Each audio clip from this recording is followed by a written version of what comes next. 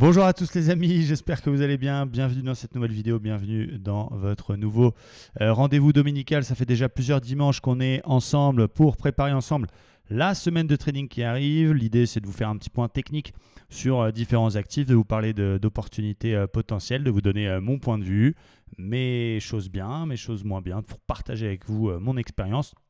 Et j'ai décidé pour la petite blague, bien chaque dimanche maintenant, de vous mettre, je sais que ça ne me va pas du tout, mais de vous mettre un petit thème. Et donc j'espère que vous avez reconnu le thème du jour. Si c'est le cas, mettez-moi un petit commentaire évidemment dans la vidéo YouTube. C'est ma série du moment. J'espère que vous kiffez. Et l'idée, c'est voilà, ça m'éclate, ça m'amuse, c'est ludique. On verra dimanche prochain et chaque dimanche, j'essaierai de vous faire quelque chose de plus en plus sympa. Donc voilà, donc on va faire cette vidéo. Évidemment, on va parler du DAX, on va parler du Standard & Poor's, on va parler du VIX, du Dow, du Gold, du Silver, du pétrole, du Bitcoin, de pas mal de paires de Forex, de pas mal d'actions. Donc ça va être un peu long. Voilà, j'espère que ça vous plaira. Et on va commencer comme chaque dimanche sur la semaine de trading. La semaine de trading qui n'a pas été super bonne. On a eu 3 gains, une perte pour l'instant. Donc j'ai clôturé un double top qui a bien fonctionné sur l'euro-dollar.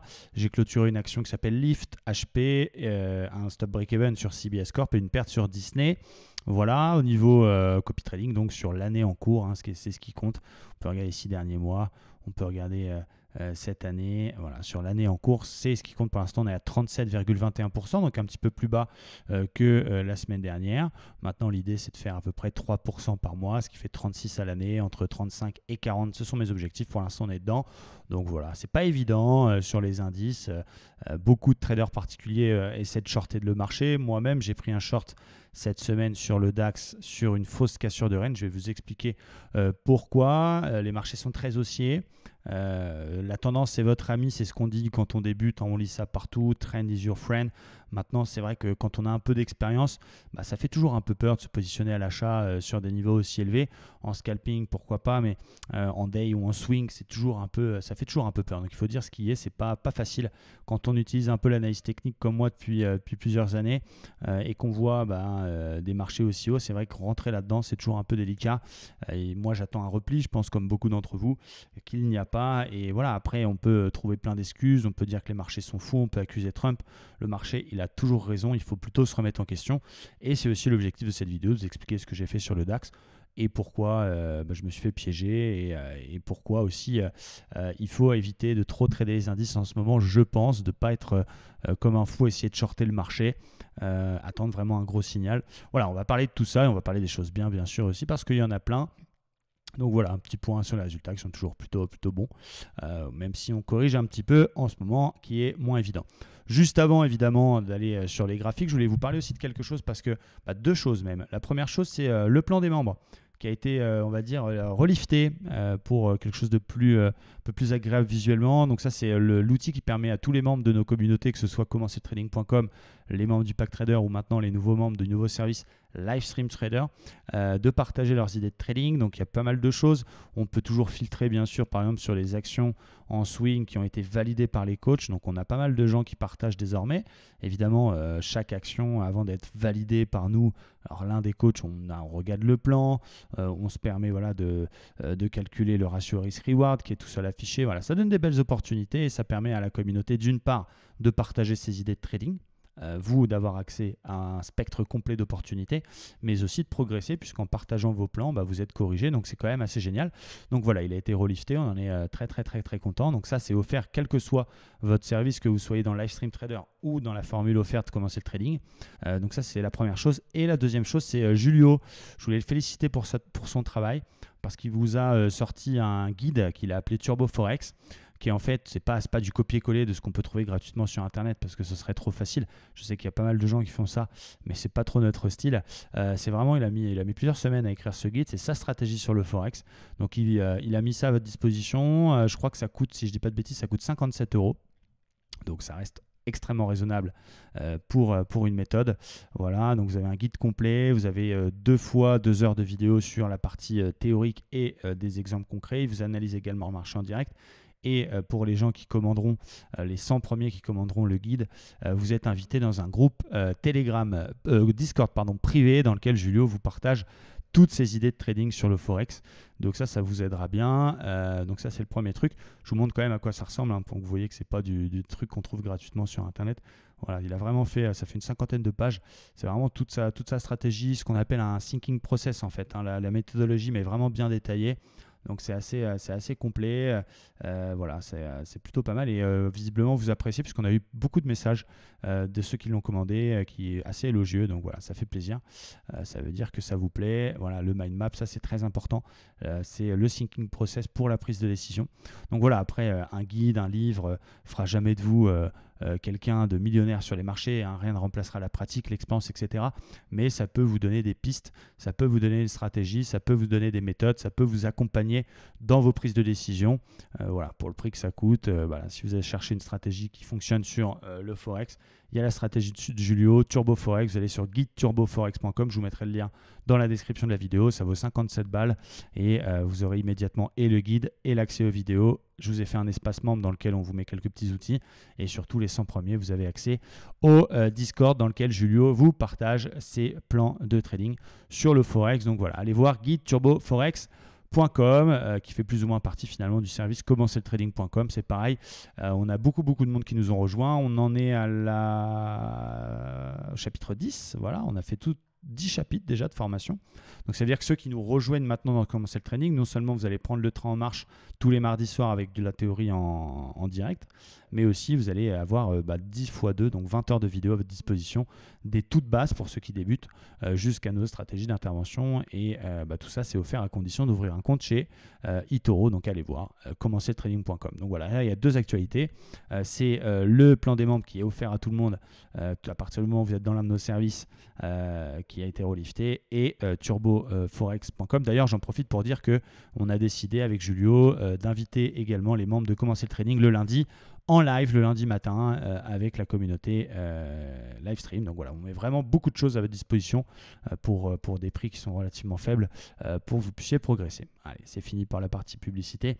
On va passer à nos graphiques. On va commencer bien sûr par le DAX, vous donner un petit peu notre avis. Donc voilà, alors, personne ne dit que c'est un marché haussier, mais c'est marché baissier au sein de la communauté, bien sûr, on le voit. Pas besoin d'aller faire des tracés, on le voit que ce soit au niveau des moyennes mobiles, que ce soit au niveau de la tendance, que c'est hyper haussier. L'objectif potentiel, ce qu'on a dit dimanche dernier, effectivement, c'était à moyen terme la zone 13 500 points, qui est une résistance quand même relativement historique sur le DAX. Donc là, pour l'instant, on n'a pas de signal de retournement sur ce niveau-là. D'ailleurs, au niveau actualité macroéconomique, on a eu un coup de fil entre la Chine et les États-Unis, comme quoi tout allait bien, ils étaient copains, ils restaient copains, et qu'ils étaient proches d'aller signer l'accord de phase 1. Alors, ce qui est bizarre, c'est que Trump a dit début octobre que c'était signé, et aujourd'hui, il s'appelle pour dire qu'ils vont bientôt signer. Donc, effectivement, c'est un beau cinéma. Maintenant, les marchés apprécient, les marchés en profitent. Et donc, globalement, il y avait eu cette première zone qui aurait pu être un premier objectif, obstacle technique, la zone des 13 150 qu'on avait réussi à passer tout de même la semaine dernière, jeudi et vendredi. Donc on pensait effectivement que ça ne baisserait pas tant qu'on ne repassera pas sous cette zone 13 150. Donc ça, c'est ce que je vous avais dit. Voilà, donc là, il est venu faire son pullback dans cette zone-là. Donc, je pense qu'il va aller tout simplement chercher les 13 500, 13 550 points. Maintenant, pourquoi j'ai tenté un petit short là-dedans? Parce que je vous avoue que ce n'est pas mes phases de marché préférées. Ce n'est pas forcément que je trade toujours contre la tendance, bien évidemment, mais je suis capable d'acheter des beaux replis, je suis capable de vendre de beaux signaux de retournement.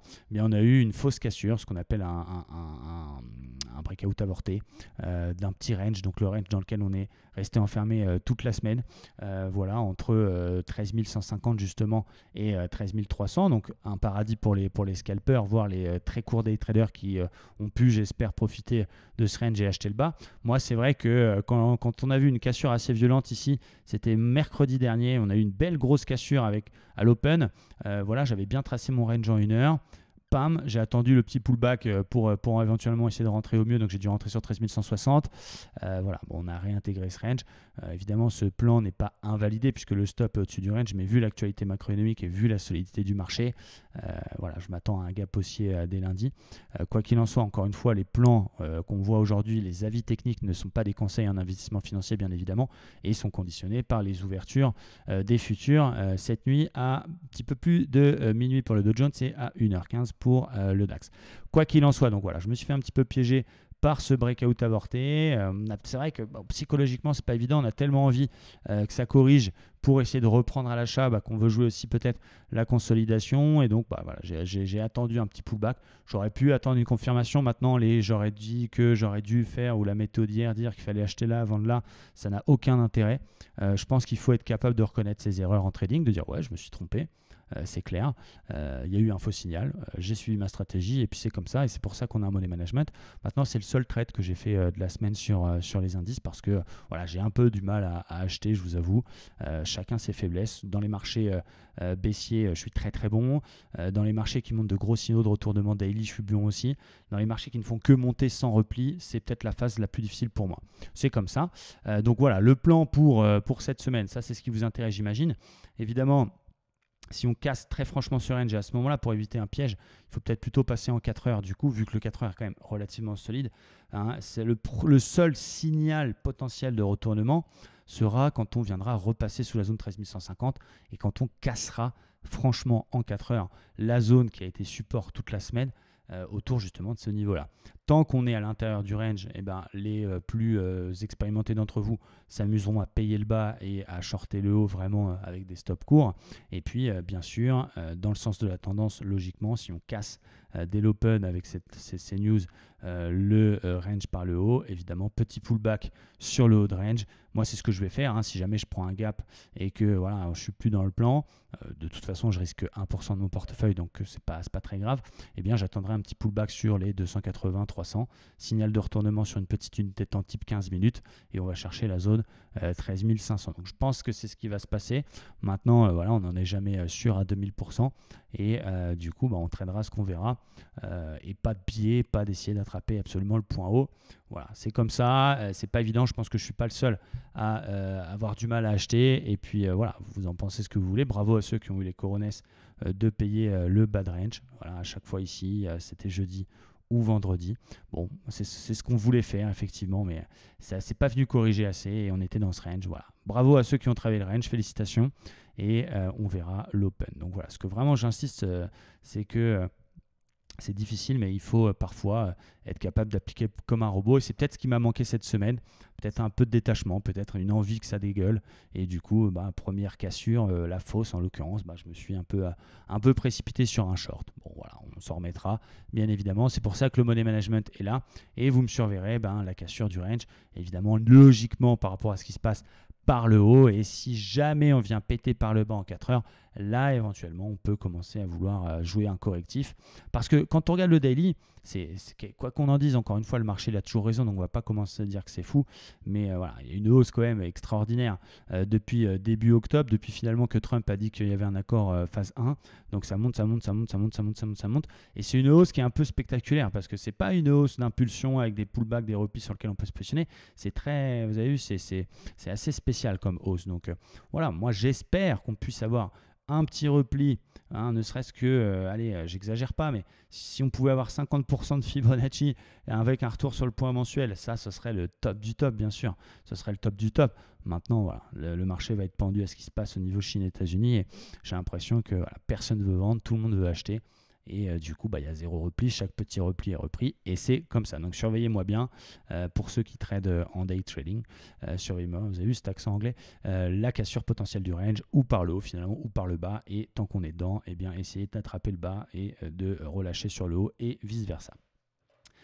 Petit point sur le Standard & Poor's rapidement parce que je ne le traite pas, le Standard & Poor's, il ne fait pas assez de points, je préfère le Dow qui est un peu plus fou certes, mais on est dans un très gros canal haussier en daily, là aussi on est assez éloigné des moyennes mobiles, on vient de rentrer en surachat, maintenant pareil du côté des États-Unis, nouveau record sur nouveau record sur nouveau record, il n'y a pas de signaux de retournement. Si on regarde un peu le VIX que vous devez connaître, l'indice de la peur, les couvertures short sur le Standard & Poor's qui nous donne un peu le tempo, plus il y a des craintes, plus il y a des couvertures, plus il y a des mouvements violents baissiers, plus le VIX augmente. Là le VIX il est extrêmement plat, cela dit il est dans un gros support, donc ça ne veut pas dire que ça va se mettre à baisser, mais c'est des choses qui peut-être pour un investisseur moyen long terme qui veut chercher des points d'entrée sur des actions, peut-être va lui dire attention, c'est peut-être pas le meilleur moment pour aller acheter des actions à moyen long terme. Maintenant, nous, on est positionné, je vous montrerai juste après, sur des actions un peu plus court terme pour essayer de profiter, même si on n'en profite pas directement sur l'indice, de cette hausse folle en achetant des actions. Mais voilà, faites attention au VIX. Pour l'instant, il ne monte pas timidement et les indices américains sont vraiment en pleine bourre. Regardez le Dow, c'est extraordinaire. Il aurait pu bloquer sur cette zone 27 380. Il a tout défoncé. Il nous a fait ce qu'on appelle un marobouzou. Donc, c'est une bougie sans mèche. On a clôturé sur le plus haut. Donc, voilà, c'est hyper haussier et c'est vraiment très difficile pour quelqu'un un peu contraint comme moi d'acheter parce que voilà, on ne sait pas quel objectif viser. On est sur les plus hauts et je pense que c'est la difficulté de beaucoup. Et voilà, bravo encore une fois, je tire j'allais dire mon chapeau, mais mon béret à ceux qui ont eu les couilles de se positionner là-dedans. Qu'est-ce qu'on peut attendre sur le Dow Jones? Donc je vais me mettre sur le micro futur. En journalier, on est très haussier. En 4 heures, on est très haussier. Il n'y a pas de divergence, il n'y a pas de signaux de retournement. Tant qu'on sera au-dessus de ce gros support 4 heures et finalement de la moyenne mobile 50, on avait fait quand même un premier truc qui était intéressant. C'était un un plus haut, plus bas que le précédent. Mais donc, vous voyez, pour retourner ce qu'on appelle une tendance, théorie de Dow, on doit faire des plus hauts de plus en plus haut pour valider une tendance haussière. Et donc, on retourne une tendance à partir du moment où on fait un plus haut et un plus bas que le précédent. Donc là, il y avait eu un premier signal de « Ah, tiens, ça peut peut-être corriger ». Et finalement, on n'a pas fait un plus bas. Donc, hop, c'est reparti à la hausse. Donc voilà, c'est assez terrible pour les gens comme moi qui ne sont pas dedans, en tout cas directement, avec un beau petit triangle descendant, hop, on réexplose tout ça. Donc voilà, faites attention à ne pas vouloir non plus shorter n'importe où et peut-être attendez un gros point d'entrée, une belle correction. À chaque fois, il vient pullbacker ses anciens plus hauts plutôt qu'aussi d'acheter n'importe où en mode c'est en train d'exploser. Parce qu'il ne faut pas que ça se transforme en piège non plus. En mode ça ne peut que monter, les marchés sont fous, j'achète n'importe où. Voilà, ça ne veut pas dire qu'il faut faire ça. Ça veut dire qu'il faut rester quand même méthodique, mais ne multipliez pas les tentatives de consolidation. En tout cas, pourquoi pas s'en accorder une. Moi, j'avoue que le mois dernier, j'ai fait un super mois. Donc voilà, je peux me permettre de faire un ou deux trades à contre-tendance, même si ça paume. Parce que, encore une fois, je gère mon money management. Mais vous n'aurez peut-être pas la psychologie pour tenir ça. Et du coup, contentez-vous d'essayer de suivre la tendance sur repli et peut-être lâcher un peu les indices pour aller sur d'autres actifs qui sont un peu plus faciles en ce moment. Quand on parle du gold, donc ouais, le plan sur le dos, pour cette semaine, on verra par rapport à l'open. En général, s'il y a un petit gap, par exemple, sur le dos cette nuit, il vient souvent, on a un peu le même scénario finalement toute la semaine, c'est-à-dire qu'on a une petite consolidation le matin et on a une accélération l'après-midi. Donc si jamais il vient faire un petit gap haussier et qu'il consolide un peu en comblant son gap, en venant se réappuyer sur le bas du gap et qu'on a un petit signal 15 minutes, eh bien c'est ce genre de petit trade en se contentant de peu qu'il faut faire pour aller rechercher le plus haut précédent et vice-versa, quitte à tenir une demi-position. Mais voilà, c'est sur des records, donc c'est toujours un peu difficile et je vous comprends et j'assume et blablabli et blablabla. Mais voilà, encore une fois, le but de ces vidéos, c'est pas de faire la méthode de la veille, de dire qu'il fallait faire ci. Parce que dire il fallait faire ça et vous dire que j'ai fait le contraire, ça n'a aucun sens. Voilà, moi, le seul trade de la semaine sur indice, j'ai tenté un short sur le DAX, il n'est pas passé et du coup, j'attends. Le gold, donc lui, il tient son bas de biseau. Donc il y avait eu pareil une fausse sortie d'un biseau descendant qui est là aussi une figure de continuation. Donc il était bien sorti, il avait fait son beau pullback. Finalement, il a réintégré, mais il rebondit sur le bas du biseau et sur le plus bas précédent du début octobre, autour des 1450 points, 1450 $, qui tient. Donc voilà, lui aussi, je trouve quand même un peu étonnant qu'il tienne aussi facilement, alors que les marchés font des plus hauts de plus en plus haut. C'est surtout la variation du dollar qui fait ça, parce que le dollar a beaucoup monté, même s'il a corrigé vendredi, il a beaucoup monté la semaine d'avant et la semaine dernière. Et du coup, forcément, vu que le gold ne bouge pas trop, si le dollar monte, eh bien le gold baisse, c'est logique puisqu'il est coté en dollars. Voilà, là, il a un peu rebondi. Est-ce que c'est un signal d'achat? Je ne pense pas. Il faut attendre. Si vous n'êtes pas dedans, pourquoi pas qu'on casse le précédent plus haut ou au moins la moyenne mobile 50, voire le haut si on peut du coup tracer un nouveau biseau en prenant tous les plus hauts ici. Donc attendre peut-être qu'il casse ce biseau canal haussier, donc autour du pivot mensuel. Pourquoi pas attendre vraiment une confirmation, une sortie par le haut de ça pour se positionner. Par contre, il y a une belle opportunité, c'est sur le silver. Alors voilà, encore une fois, l'objectif, ce n'est pas de vous donner un conseil. Vous devez être maître de vos prises de décision. Maintenant, moi, je vous donne les beaux niveaux. Je pense que je vais le prendre, le silver, si on a un beau petit repli avec un petit marteau, un truc comme ça. Pourquoi? Parce que, regardez, on vient de corriger. Si on prend la dernière vague de hausse, On a corrigé quasiment pile poil 61,8%, qui est un niveau Fibonacci qui est toujours recherché dans une phase de consolidation, qui a tenu, et une zone de polarité assez magnifique, voilà, autour des 16,60, qui a été 2 fois résistance, presque 3 fois même, et qui du coup est devenu support. Tout ça au-dessus de la M200. Donc voilà, il n'y a pas de gros signal. On pourrait peut-être faire une divergence ou quelque chose d'un petit peu plus fort, mais en tout cas, le risque-reward n'est pas mauvais. La théorie dit que si on casse 61,8% de Fibo, on a une forte probabilité de retracer 100% du mouvement. Du coup, son stop, ça ne sert à rien de le mettre trop loin. On peut le mettre sous la 200 par exemple, et on peut viser en TP le précédent plus haut, le point haut ici, et puis pourquoi pas en TP2, ça un peu plus ambitieux. Et du coup, ça nous offre un très très beau ratio. Donc le silver à suivre de près. Au niveau du pétrole, on est là aussi dans un range. On est collé à la moyenne mobile 200. Il a réussi quand même à la casser vendredi.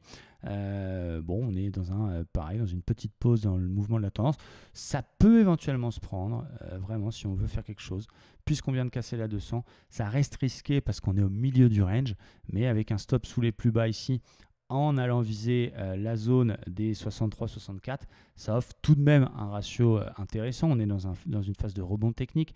On fait des plus hauts, des plus bas de plus en plus haut. Ça y est, après avoir bloqué quasiment 10 jours dedans, dessous, on a cassé la moyenne mobile 200. Donc là, il y a peut-être un petit quelque chose à faire sur le pétrole avec un stop pas trop près parce qu'il est quand même assez volatile et en allant viser le haut du range. Donc voilà. Ou alors, vraiment, la plus grande des sagesses, c'est d'attendre une cassure du range ou un signal de retournement là-dedans ou d'attendre une consolidation et de payer la zone support des 51-20. Ça, c'est les plus prudents qui feront ça et les plus joueurs comme moi pourront essayer d'aller chercher un peu plus de risque, mais pour un gain qui reste assez acceptable par rapport à la perte acceptée. Du côté du BTC, donc il est toujours dans cette espèce de canal baissier. Il y avait un fanion, mais vu qu'on l'a réintégré, on ne peut plus le tracer, ce fanion. Alors si on le trace avec les mèches, on est pile dessus, sur un pullback sur le premier fanion qui est là. Voilà. Donc, mais moi, je préfère tracer les choses avec les corps. Quoi qu'il en soit, on est là-dessus. On a donc une double figure. Je vais plutôt laisser le canal pour ma part du coup. On est venu se réappuyer là pour le coup sur le précédent plus haut cassé là aussi. En faisant toujours une petite exagération, on le connaît le BTC. On est sous la 50, sous la 20, sous la 200, sous le pivot mensuel. Donc il est dans une phase de consolidation qui elle-même est dans une phase plutôt baissière. On avait eu un beau rebond sur la zone 7540. Consolidation, on est en train de corriger à environ 61,8% de toute la vague haussière. Donc est-ce que c'est un bon point d'entrée? Vous allez me dire oui, théoriquement. Maintenant, moi, si c'est simple, pour moi, vaut mieux attendre pour avoir un peu plus de sécurité une sortie du drapeau canal baissier ou un repli sur cette grosse zone de support. Il n'y a que les plus joueurs qui tenteront sur ce pullback-là. Voilà. Après, l'espérance de gain n'est pas folle par rapport à la perte qui se mettrait sous le range. Du coup, vaut mieux attendre un repli sur la grosse zone des 7540 ou une sortie par le haut. L'euro-dollar, du coup, on avait un très beau double top. On en a bien profité. Ça, c'était sympa. Regardez, magnifique. Donc on avait un très beau double top, ça c'est pure théorique, ça c'est ce qu'on trouve que ce soit dans notre formation ou même voilà, dans les figures les plus connues que vous pouvez trouver un peu partout désormais. Donc il a fait pile poil son objectif, la hauteur du double top, donc c'était assez sympa, on en a bien profité, on a pris nos bénéfices sur la zone 61,8. Cette zone 61,8 devient assez intéressante. C'est quoi 61,8? Je vais vous retracer ça aux petits oignons. Donc le double top, je vous en ai parlé dimanche dernier en plus. Voilà, donc on a eu une grande phase de hausse. Un double top, une consolidation. Regardez, on est venu chercher pile poil la zone 61,8. C'est quand même assez fou, Fibonacci. Qui est une belle zone en plus de polarité, qui a été résistance à plusieurs reprises, puis support, puis support. Donc en plus, il y avait une petite divergence en 4 heures ici. Donc c'était plutôt sympa. D'ailleurs, c'est le premier signal qu'a donné Julio dans le groupe Discord. Si vous vous offrez le guide Turbo Forex, il a donné cette petite divergence. Voilà. Là, c'est trop tard, je pense, au niveau timing, puisqu'on arrive et sur le pivot mensuel et sur la moyenne mobile 200. Donc voilà, il n'y a pas énormément de choses à faire sur cette paire, qui est pareil, qui est quand même, il ne faut pas l'oublier, sur une unité de temps un petit peu plus majeure, toujours en tendance plutôt baissière. Alors on n'a pas confirmé l'avalement de la semaine dernière, mais restez extrêmement prudent sur ce genre de paire de Forex. Pour l'instant, il faut se contenter de travailler les petites figures chartistes comme le double top et pas essayer de prendre des gros swings. Évidemment, la zone 1,0890 pourra éventuellement se payer si jamais on a un gros signal de retournement en daily. Et puis là, le signal de reprise, même de retournement de la tendance, sera la cassure de la 200 et une sortie par le haut de la zone 1,1780. Entre-temps, je vous invite à rester à l'écart. Enoka Isoka, je vous en ai parlé dimanche, on fait un petit point. Donc là, ça c'est magnifique, ça c'est beau. Donc voilà, on est peut-être un peu moins bon sur les indices en ce moment, mais on est assez bon sur le forex, donc ça compense. D'où l'importance de diversifier ses investissements et pas être que trader sur le Dow Jones ou faire que du Bitcoin. Essayer de diversifier les choses, un peu d'actions américaines, un peu de suivi de tendance, un peu de contre-tendance, un peu d'indices, un peu de forex, un peu de matières premières, etc., etc. Donc là, il y avait une très belle divergence haussière qui était notre point d'entrée sur un bas de biseau assez long terme. Donc on a payé Enoka Isoka. Ce qui est génial et bizarrement, puisque ça reste une paire assez exotique, c'est que le spread est assez réduit et surtout on a un rollover qui était assez faible. Donc voilà pourquoi on a validé aussi notre prise de position par cela. Donc on est dedans et c'est plutôt cool. AUD-CHF, vous avez un très beau point d'entrée dans ce plan de trading. Là, c'est pareil, c'est peut-être le plan de la semaine. On a une très grosse vague de Wolf sur une de zones support majeure qui a été support en 2015 sur l'AUD-CHF.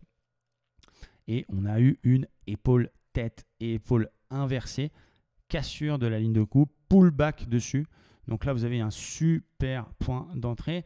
Le stop, il y a deux types de stop sur ce genre de plan. Soit on suit parfaitement la stratégie et du coup, le stop, il va sous l'épaule en visant l'objectif de la tête. Donc ça donne 0,71.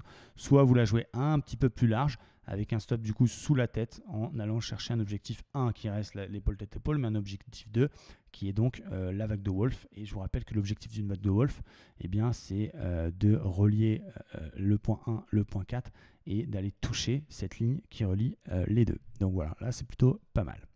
On a quoi, NZD CAD, donc ça c'est plutôt cool aussi. On a donné ça, on vous en a parlé la semaine dernière. Donc on a eu un triple bottom. Voilà, et là ça commence à bien partir dans une très grosse zone de support. Donc c'est peut-être ce que vous devez faire quand vous voulez faire du forex, plutôt que d'aller faire tout de suite du 15 minutes ou du 1 heure. Non seulement ça bouge beaucoup, donc il faut une grosse résistance psychologique, donc il faut avoir 100% confiance en ses trades et en ses méthodes. Et si vous n'avez pas une expérience de 5 ou 10 ans, vous n'avez pas la confiance suffisante pour tenir quand vous commencez par un drawdown. Donc ce que je vous conseille quand vous êtes débutant, c'est de faire du swing avec des stops, encore une fois, qui sont placés correctement sur, voilà, de payer des gros supports, de vendre des grosses résistances, d'attendre des signaux daily, de risquer peut-être que 0,5% de votre capital au départ, le temps de vous roder, et puis pourquoi pas petit à petit de monter tranquillement. Mais c'est ce que, voilà, si jamais vous êtes débutant, et c'est ce qu'on vous dit dans la formation Commencer le trading, voilà, plutôt que d'aller tout de suite faire de la div 15 minutes sur le Dow Jones, allez me faire du swing sur le Forex tranquillement, voilà, le temps de bien apprendre à gérer ses émotions. L'USD Yen, là il y a un beau plan également qui est assez intéressant. On est dans un canal baissier. La fois précédente, donc on est venu chercher ce haut de canal. On a cassé le biseau ascendant qui est une figure de continuation après avoir rebondi 61,8, encore Fibonacci. Et derrière, on est revenu chercher le précédent plus bas et même faire un nouveau plus bas. Donc là, est-ce que ce scénario va se répéter? Encore une fois, le yen étant une valeur refuge, il n'y aura pas de vraie baisse de l'USD Yen, parce que pour que l'USD Yen baisse, il faut que ou le dollar baisse ou le yen monte ou les deux. Le yen ne montera que, pas que, mais globalement, s'il y a des risques un peu géopolitiques, ça aidera le yen à monter. Donc tant que ça va bien, guerre commerciale, voilà, ça restera un peu comme ça. Mais si jamais on a une cassure du biseau et du coup du précédent plus bas pour valider la cassure et donc du pivot mensuel, moi je prendrais donc sur cassure de ce niveau-là cette vente potentielle pour aller chercher les plus bas dans un premier temps, et en tenant la moitié de ma position pour pourquoi pas aller en faire un nouveau et chercher le bas du canal. Donc ça c'est mon premier plan sur l'USD Yen. Et puisque je ne suis pas biaisé sur la paire, si jamais on arrive à péter ce canal, en pétant les précédents plus hauts bien sûr, on reste quand même sur une tendance haussière court terme, et bien là à l'inverse, on pourra éventuellement payer pour aller chercher dans un premier temps les 112,20 et puis la fameuse zone des 114,40. Qui est là pour le coup une résistance historique. Donc voilà, il y a double plan à surveiller, donc ou une sortie par le bas du biseau ou une sortie du canal par le haut. Et pour terminer, la dernière paire, c'était le GBP CAD. On a une petite vague de Wolf là-dessus. Voilà, donc 1, 2, 3, 4, 5, qui apparaît bien après une hausse, qui est vraiment très scolaire, qui nous donne un objectif qui serait, pourquoi pas, un repli sur le pivot mensuel. Et du coup, moi, je cherche à payer. Donc, je ne profiterai pas de cette vague de Wolf, mais j'attendrai Donc cette vague de Wolf peut déclencher une petite consolidation. Pourquoi pas pour aller chercher en exagérant un petit peu cette zone ici des 1,6630 sur lequel si j'ai un signal qui correspond donc à un support qui est en place depuis les plus bas, je profiterai. Donc je laisserai couler la vague de Wolf qui peut déclencher une petite conso et essayer de l'attraper sur signal sur le support. Donc ça c'est pour le Forex, voilà, je vous donne mon avis, après encore une fois vous en pensez ce que vous voulez. Si vous êtes d'accord avec moi c'est cool, si vous n'êtes pas d'accord avec moi c'est pas grave. On continue avec les actions, une action dont je vous ai parlé également où il y avait une très belle divergence en hebdomadaire sur le titre, donc qui a quasiment déjà fait notre objectif, c'est le titre Teva Pharmaceutical, donc on a payé vraiment tout en bas sur la divergence hebdomadaire.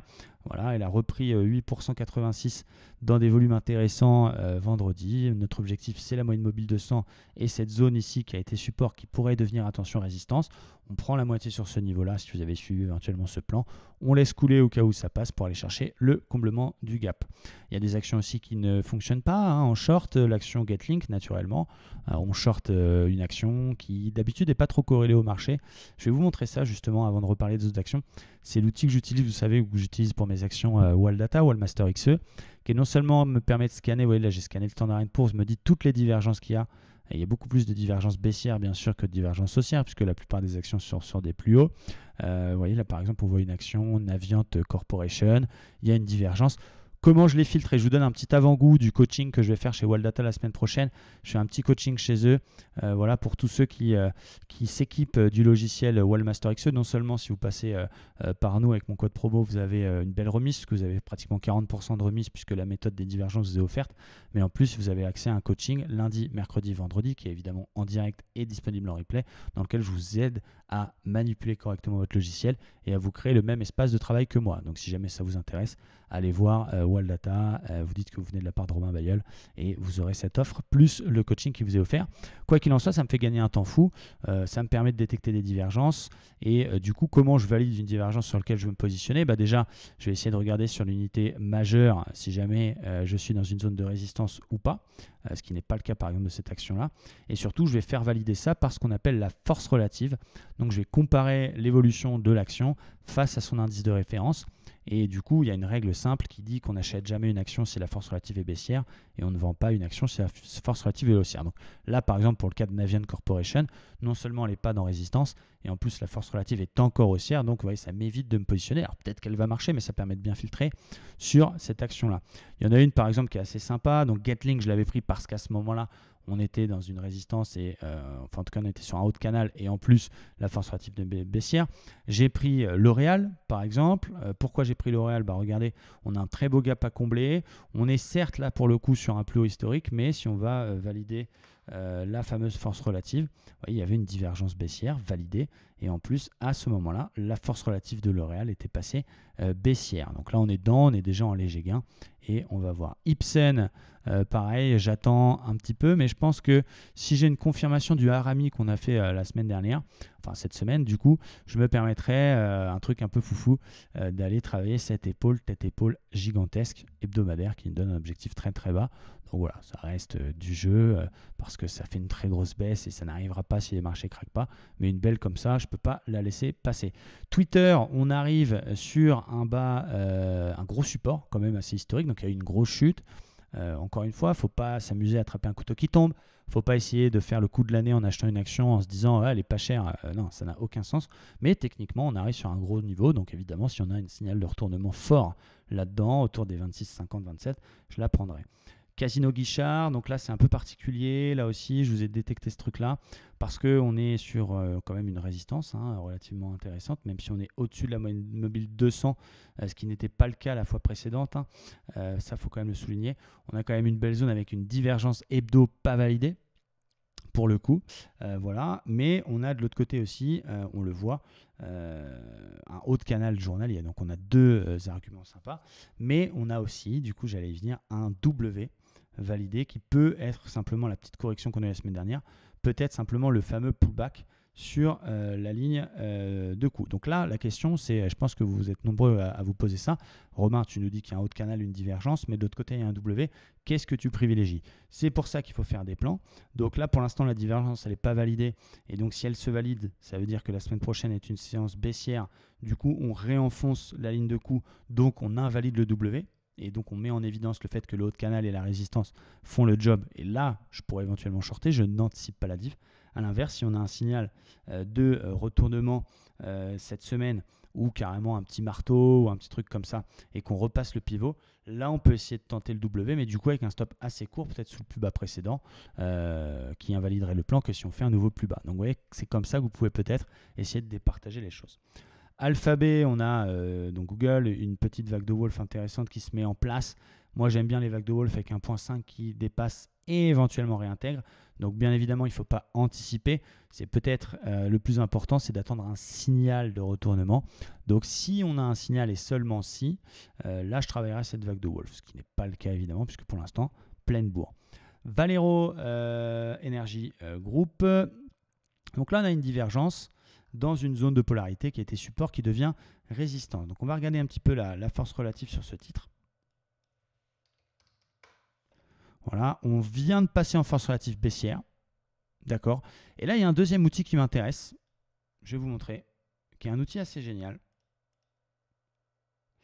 Comment je vais faire? Je vais faire ça comme ça. Voilà. Regardez. Je pense que vous allez kiffer ça. Regardez, c'est eToro qui fournit ça.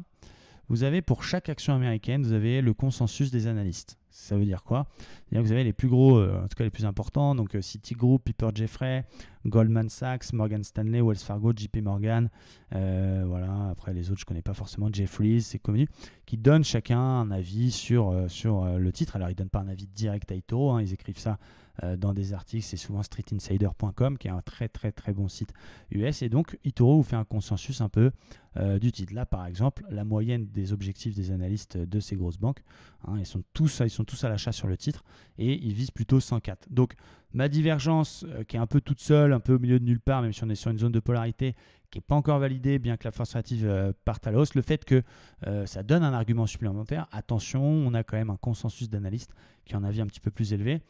Philips, c'est un peu le même cas aussi. Là, pour le coup, on est dans un plus haut précédent, donc on n'a pas fait de plus haut. On fait une divergence baissière pas encore validée.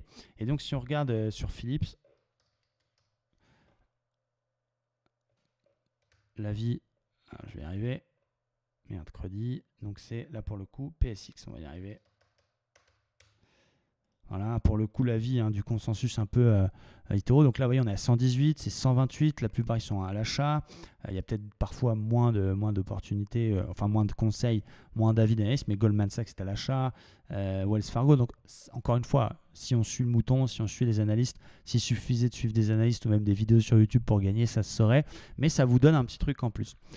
Et la dernière opportunité qui m'intéresse le plus, donc vous voyez, c'est pour vous montrer que on peut mêler les deux, on peut mêler un peu analyse fondamentale, analyse macroéconomique et analyse technique, même si on ne connaît pas grand-chose avec les outils fournis là pour le coup par eToro, ce qui est quand même assez pratique pour ceux qui ne sont pas forcément chauds d'aller chez eux, même si vous ouvrez le compte avec le minimum requis, $200 je crois, vous aurez quand même accès à cet outil.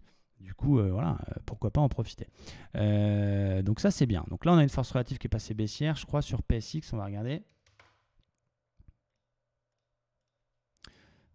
La force relative, elle vient de repasser haussière, donc de toute façon, ça m'invalide mon plan. Goodyear, donc divergence validée sur Goodyear. Ok, ça c'est plutôt cool. Qu'est-ce que je veux dire? J'attends moi une cassure du biseau ascendant par le bas et qu'on recasse la moyenne mobile 200 pour éventuellement aller rechercher les plus bas récents sur Goodyear. Voilà. Donc ça c'est un joli plan. Qu'est-ce qu'on en pense au niveau de la force relative sur Goodyear? On va regarder. Data. La force relative est déjà passée baissière. Et si on voit l'avis des analystes, plus ou moins, voilà, on est à peu près au prix des avis. Donc voilà, ça là pour l'instant, ça n'invalide pas, ça ne confirme pas. C'est un peu entre les deux. Starbucks, on a une belle vague de Wolf qui a été déjà consommée, qui a été vue par nos abonnés. Bravo à lui. Hasbro, pareil, très belle divergence haussière sur la zone 61,8%, toujours ces fameux 61,8% de toute la hausse qu'on a eu ici. On est venu corriger ça, 61,8%, réaction haussière. Donc voilà, si on regarde un peu la force relative d'Hasbro, là pour le coup, voilà, on peut attendre qu'on passe aussi en force relative, qui peut être notre signal d'entrée là-dessus. Et Uber, pareil, c'est pas mal. On a une très très belle wolf là-dessus en journalier. On a petite augmentation des volumes très légère sur la dernière bougie, mais on fait quand même une sorte de harami. Ça peut éventuellement se tenter, puisqu'on a un très beau ratio. Il y a plusieurs gaps à aller combler. Donc on peut essayer d'aller viser le pivot mensuel dans un premier temps, la ligne qui relie les 1 et 4 dans un second temps, avec un stop sous les plus bas. C'est assez sympa. Donc voilà un petit peu sur les actions dont je voulais vous parler. Donc il y a Uber à surveiller, Hasbro à surveiller, Goodyear si on casse le pivot mensuel par le bas, Philips et Valero pour l'instant c'est pas confirmé, Alphabet, Google on n'a pas de signal donc il faut patienter. Là il y a un beau plan qui se dessine sur Casino Guichard et Twitter, on arrive sur une grosse zone. L'Oréal je l'ai déjà pris, je suis dedans. Teva je l'ai déjà pris, je suis dedans. Et puis quelques pertes forex, les indices, etc. J'espère que ça vous a plu. Ça fait déjà 40 minutes qu'on est ensemble. Donc globalement, évidemment, tout le monde le dit, tout le monde le sait. C'est un peu dangereux hein, quand la boulangère commence à vous parler de la bourse, c'est que c'est peut-être le moment de commencer gentiment à faire attention. Maintenant, il n'y a pas du tout de signaux de retournement sur les indices. Voilà, faites attention aux contre-tendances. Limitez-vous si vraiment vous ne pouvez pas lutter contre ça, que vous avez envie de prendre un signal baissier. Si vous voyez une petite divergence, un petit truc comme ça, dites-vous ok, je m'en accorde une. Et puis si ça ne marche pas, j'attends. Sinon, si vous êtes suffisamment fort psychologiquement dans les hausses pour acheter, je vous félicite. Quoi qu'il en soit, on verra à l'open et on continuera à essayer de trader ce qu'on voit. L'objectif pour ce mois-là, c'est 3% comme tous les mois. Je ferai tout pour le faire. Et je remercie tous les gens qui nous copient puisqu'on a dépassé les 2 millions de dollars en copie. Donc c'est magnifique. Merci à tous. Merci également à tous ceux qui se sont offerts et qui se sont fait plaisir avec Turbo Forex, donc guideturboforex.com, guideturboforex.com. Ça vaut 57 €, ça vous donne la méthode. Vous avez les signaux, en tout cas les prises de position de Julio dans le groupe Discord si vous faites partie des 100 premiers. Vous avez le mind map, vous avez 2 fois 2 heures de vidéo, vous avez des outils dans un espace membre. Donc voilà, si vraiment vous avez envie de faire un petit plaisir, plutôt que d'aller claquer ça en boîte, offrez-vous les guides Turbo Forex et simplement ça remerciera Julio pour son travail. Et pour ceux qui ne sont pas encore rejoints dans commencerletrading.com, vous avez déjà 20 heures de vidéos, vous avez une communauté, vous avez nous qui intervenons 2 fois par semaine avec de la théorie et du coaching, vous avez maintenant les lives du lundi matin, donc vous avez tout ce qu'il faut pour bien commencer le trading, bien l'aborder, essayer de le faire de façon encadrée et puis pourquoi pas dans un second temps nous rejoindre dans Livestream Trader. Les 20 packs ont été vendus au niveau des 20 packs annuels, donc c'est pour ça que j'en ai pas trop parlé et le lancement c'est 1er janvier sur la version mensuelle sans engagement. Merci à tous ces amis pour cette vidéo. N'oubliez pas un petit pouce bleu ou même un gros pouce bleu, ça ferait plaisir. Et je vais réfléchir à trouver autre chose pour la semaine prochaine. Dragon Ball Z, The Mask, je sais pas. Si vous avez des suggestions, mettez-les moi dans les commentaires. Merci à tous ces amis, très bon dimanche et je vous dis à demain pour d'autres aventures. À bientôt.